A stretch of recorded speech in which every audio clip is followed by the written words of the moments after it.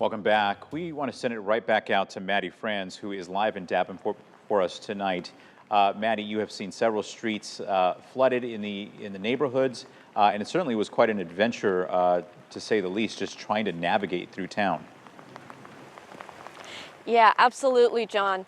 Yeah, even just down the street from here, where we are on Brady Street at the bridge, you can see that water is still really high. It is just maybe a touch lower than it was when we got here about 2 hours ago, but it is still just at the bottom of that bridge.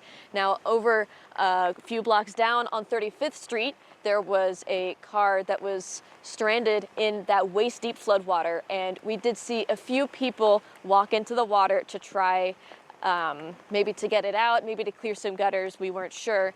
And there was another truck just across the street that was also submerged.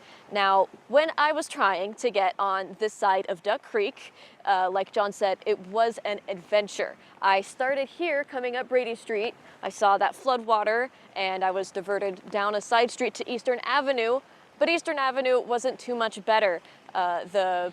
The Eastern Avenue Park there, where Duck Creek is, it looked like a lake.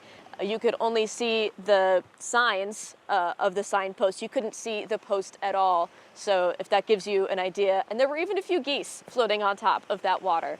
Now at the intersection itself, that was impassable. And there were a handful of cars in the Annie Whitmire complex parking lot that were submerged up to their windows. So it was definitely somewhere I had to turn around. So I went all the way down to Locust, all the way back east on Locust, and I was finally able to get north through I-74.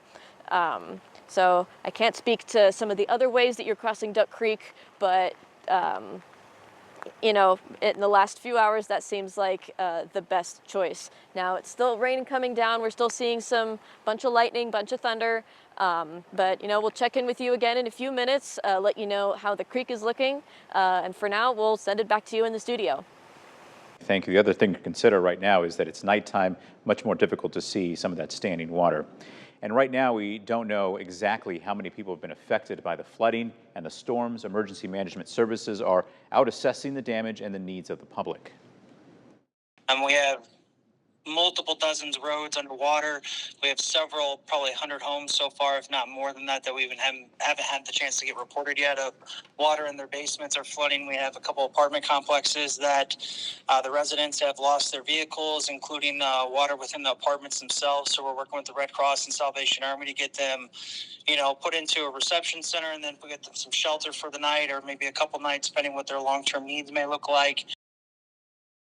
Now, right now, the Red Cross is also working on helping you. If you are in need of community resources, call the number on your screen, 1-800-733-2767 or 1-800-RED-CROSS.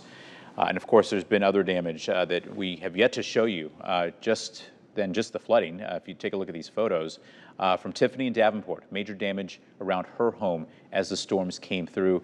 Thank you, Tiffany, for sending these in.